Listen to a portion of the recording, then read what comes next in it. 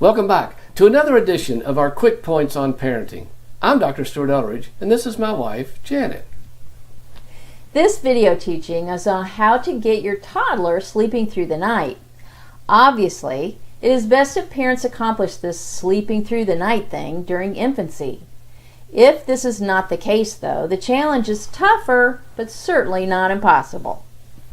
Remember, we try to keep these videos short while still providing you enough good information to help you with your parenting.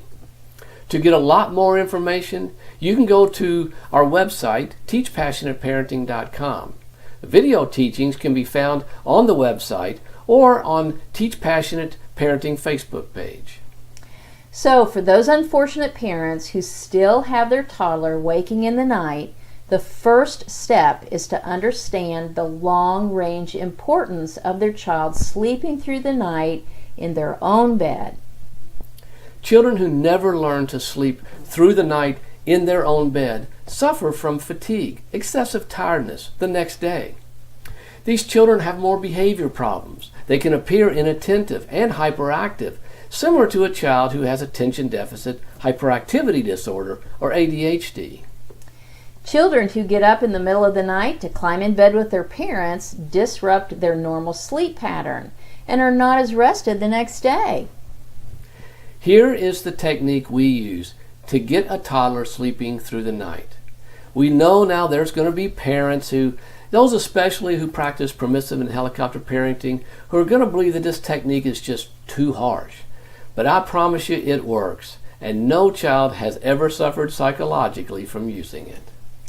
Most parents who struggle using this technique are the ones who got in this not sleeping through the night situation because they couldn't stand to hear their infant cry and thus never taught their infant to sleep through the night. We will discuss two techniques you can try, depending on the age of your toddler. This first technique only works for toddlers still in a crib. First, you need to put your toddler in the crib drowsy but awake. If your toddler falls asleep in a place other than their crib, when they wake up, it could be more startling.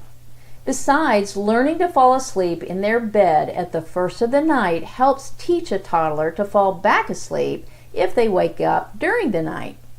Second, have a night light in the room. Leave the door cracked and make sure they have their blanket or a stuffed animal, all to make them feel safe and secure. Third, when they wake up in the night, go in and lay them back down if needed and pat them on the back. Do not pick them up, rock them, or feed them. These are all treats and promote them continuing to wake during the night. Go in every 10 minutes to assure them that you are there, but make it brief with minimal stimulation. Now, depending on the age and the strong-willed nature of your toddler, this every 10-minute routine could take 1 to 2 hours, but it's going to feel like a lifetime. Eventually, your toddler will fall back asleep. The next night, the routine should last about 30 minutes to an hour, and the third night, generally it's 15 to 20 minutes. Typically, by 3 nights, your toddler will be sleeping through the night. We have had a few toddlers make it to 5 nights, but typically it's 3 nights. If you give in at any time during the 3 nights, it all starts over. We know it sounds difficult because it is, but remember that in the long run, everybody in the house benefits. Parents need to support each other in this endeavor, and if you have older children, have them sleep somewhere else in the house or stay at grandma's for the weekend. Now, for the second technique, this deals with toddlers already transitioned to a toddler bed. By the way, this is even more of a challenge since they can get out of bed and probably already are.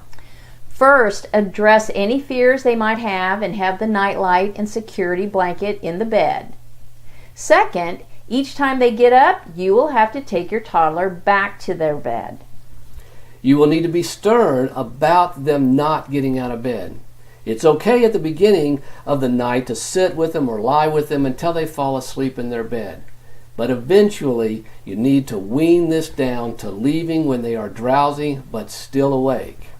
Having a quiet routine before bed, like brushing teeth, putting on pajamas, reading a book, and saying prayers, helps prepare your toddler for bed. Stop all TV or video playing 1 to 2 hours before bed.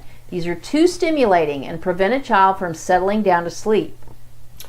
Obviously, teaching the child to sleep through the night when still an infant is much easier.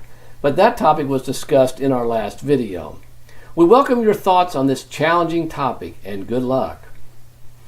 If your toddler used to sleep through the night but now they're waking up, well, this could be a different problem of a feelings of insecurity. This could be a problem that's more difficult, and we're not going to be able to discuss that at this time. There is more on this topic and many others in Stuart's book, Passionate Parenting, A Guide for Healthcare Professionals, which you can find on our website, teachpassionateparenting.com. But remember, the book is great for parents also. Remember, there is plenty more parenting teachings on our website, and be sure to look for next week's post from an outside source on this important topic of sleep. You can also find us on the social media sites of Facebook, LinkedIn, and Twitter. Hey, thanks for listening, and we hope you all get a good night's sleep.